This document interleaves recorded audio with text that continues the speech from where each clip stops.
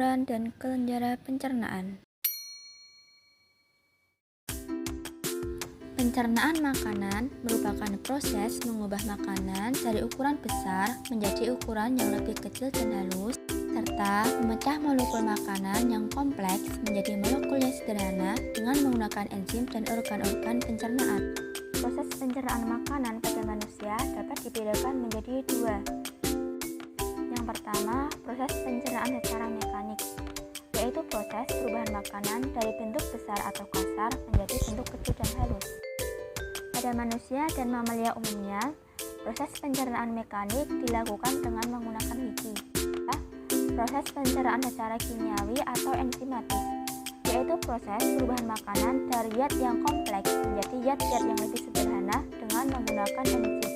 Enzim adalah zat kimia yang dihasilkan oleh tubuh yang berfungsi mempercepat reaksi-reaksi kimia dalam tubuh. Alat pencernaan makanan. Yang pertama, mulut. Di dalam rongga mulut, makanan mengalami pencernaan secara mekanik dan kimiawi. Beberapa organ di dalam mulut. Yang pertama, gigi. Gigi berfungsi untuk mengunyah makanan sehingga makanan menjadi halus. Gigi pada manusia dapat dibedakan menjadi 3 macam. Yang pertama, gigi seri. Yang kedua, gigi taring. Dan yang ketiga, gigi geraham. Gigi dibagi menjadi 3 bagian. Yang pertama, mahkota gigi atau korona. Yang kedua, leher gigi atau kolum. Dan yang ketiga, akar gigi atau radix. Mahkota gigi. Mahkota gigi atau puncak gigi merupakan bagian gigi yang tampak dari luar. Gigi seri berbentuk pahat, berfungsi untuk menggigit dan memotong makanan. Gigi taring berbentuk pahat runcing, berfungsi untuk merobek makanan. Gigi geraham berbentuk agak silindiris dengan permukaan lebar dan melekuk-lekuk, berfungsi untuk mengunyah makanan. Leher gigi. Leher gigi merupakan bagian gigi yang terlindung di dalam gusi. Akar gigi. Akar gigi merupakan bagian gigi yang tertanam di dalam rahang. Bagian-bagian gigi. Yang pertama, imel gigi merupakan lapisan keras berwarna putih yang menutupi mahkota gigi. Yang kedua, tulang gigi, tersusun atas zat dentin. Sumsum gigi atau pulpa merupakan rongga gigi yang di dalamnya terdapat serabut saraf dan pembuluh-pembuluh darah.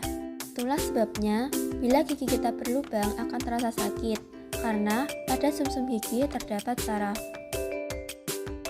Organ di dalam mulut yang kedua adalah lidah. Fungsi lidah yang pertama untuk mengaduk makanan di dalam mulut dan membantu mendorong makanan atau proses penelanan. Yang kedua, sebagai alat pengecap yang merasakan manis, asin, pahit, dan asam. Letak setiap rasa pada lidah itu berbeda-beda. Rasa manis terletak di lidah bagian ujung. Rasa asin terletak di lidah bagian tepi depan. Rasa pahit terletak di lidah bagian belakang atau pangkal lidah. Dan rasa asam terletak di lidah bagian samping. Organ di dalam mulut yang ketiga adalah kelenjar ludah. Kelenjar parotis menghasilkan ludah yang berbentuk cair dan terletak di bawah telinga. Kelenjar submandibularis menghasilkan ludah yang mengandung getah dan lendir terletak di rahang bawah. Kelenjar sublingualis menghasilkan getah dan lendir terletak di bawah lidah.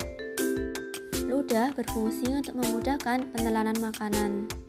Jadi, ludah berfungsi untuk membasahi dan melumasi makanan sehingga mudah ditelan. Selain itu, ludah juga melindungi selaput mulut terhadap panas, dingin, asam, dan basah. Alat pencernaan makanan yang kedua yaitu kerongkongan.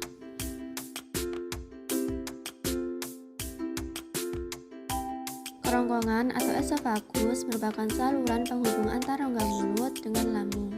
Kerongkongan berfungsi sebagai jalan bagi makanan yang telah dikunyah dari mulut menuju lambung. Otot kerongkongan dapat berkontraksi secara bergelombang sehingga mendorong makanan masuk ke dalam lambung. Gerakan kerongkongan ini disebut gerak peristalsis. Gerak ini terjadi karena otot yang memanjang dan melingkari dinding kerongkongan mengkerut secara bergantian. Jadi, gerak peristalsis merupakan gerakan kembang kempis kerongkongan untuk mendorong makanan masuk ke dalam lambung. makanan berada di dalam tenggorokan hanya 6 detik. Alat pencernaan makanan yang ketiga yaitu lambung. Di lambung terjadi pencernaan secara kimiawi. Lambung atau ventriculus merupakan kantong besar yang terletak di sebelah kiri rongga perut sebagai tempat terjadinya sejumlah proses pencernaan. Bagian-bagian lambung. Bagian atas disebut juga kardiak, bagian tengah yang membulat disebut juga fundus, bagian bawah disebut juga pilorus.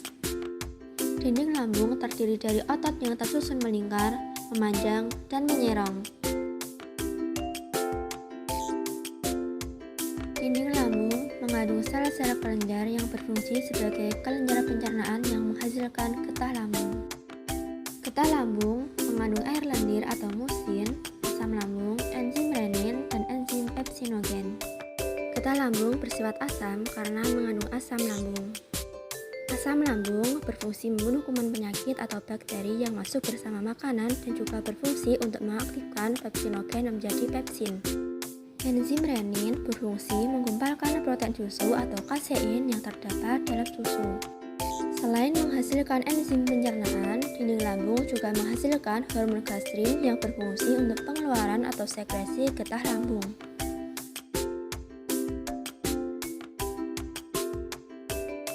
Alat pencernaan makanan yang keempat yaitu usus halus.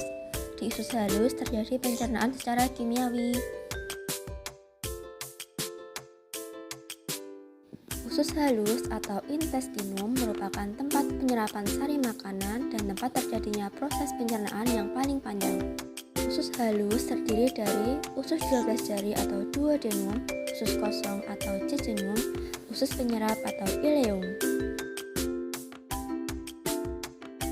Pada dinding usus penyerap terdapat jonjot-jonjot usus yang disebut pili.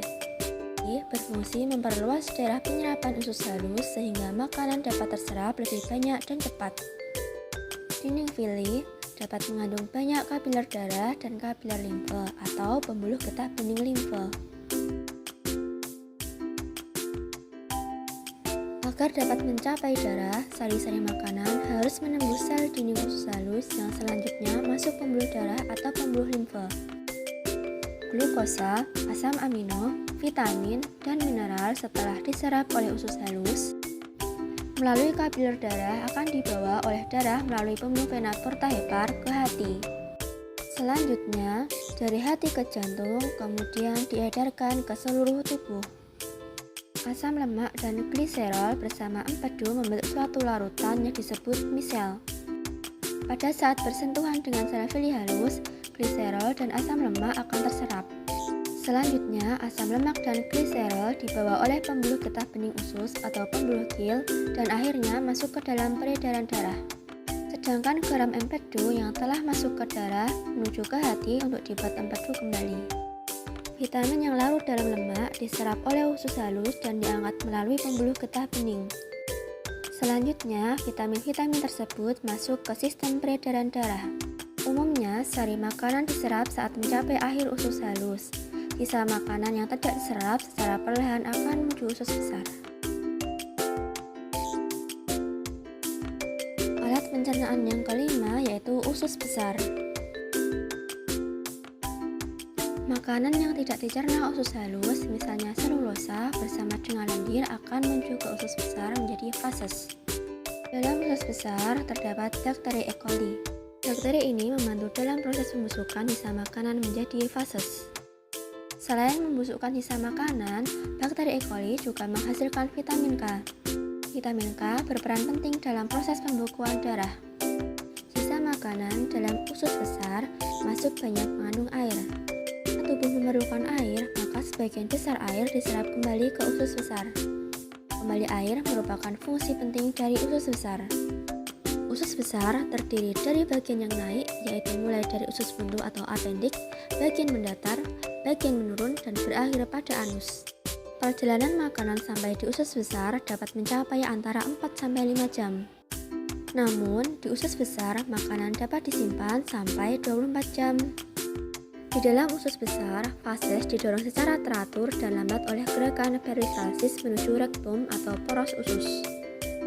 Gerakan peristalsis ini dikendalikan oleh otot polos atau otot tak sadar. Alat pencernaan yang keenam adalah anus.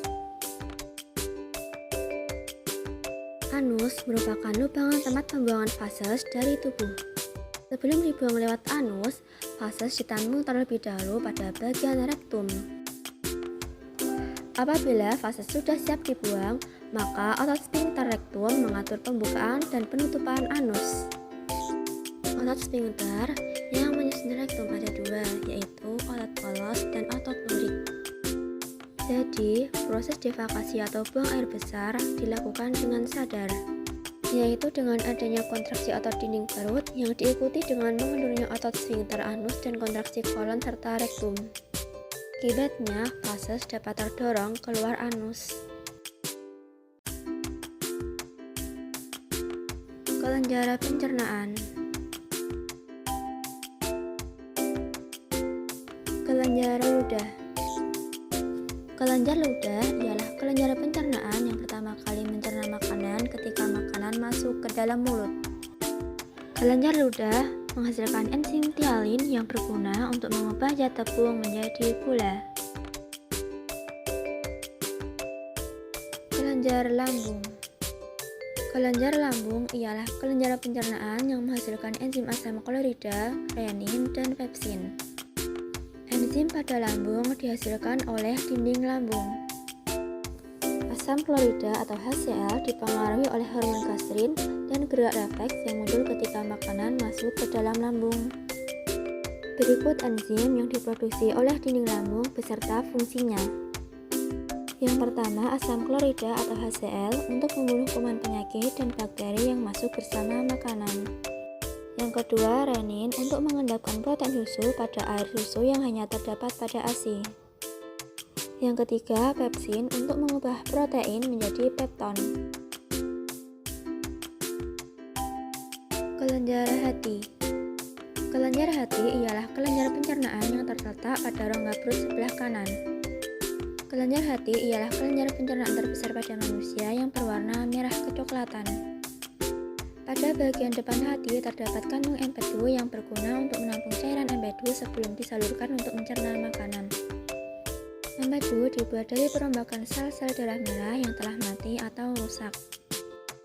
Hati mampu memproduksi 0,5 liter cairan empedu setiap harinya. Cairan empedu berguna untuk mengelusikan lemak, yaitu mengubah ukuran lemak menjadi partikel-partikel yang lebih kecil agar lebih mudah diserap dan diedarkan oleh darah ke seluruh tubuh.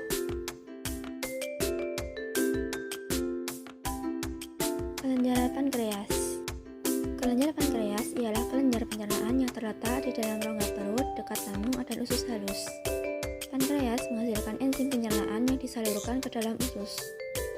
Enzim yang dihasilkan oleh pankreas dipengaruhi oleh hormon sekretin yang diperoleh dari usus 12 jari. Berikut enzim yang dihasilkan oleh pankreas beserta fungsinya. Yang pertama, enzim amilase untuk mengubah amilium menjadi glukosa.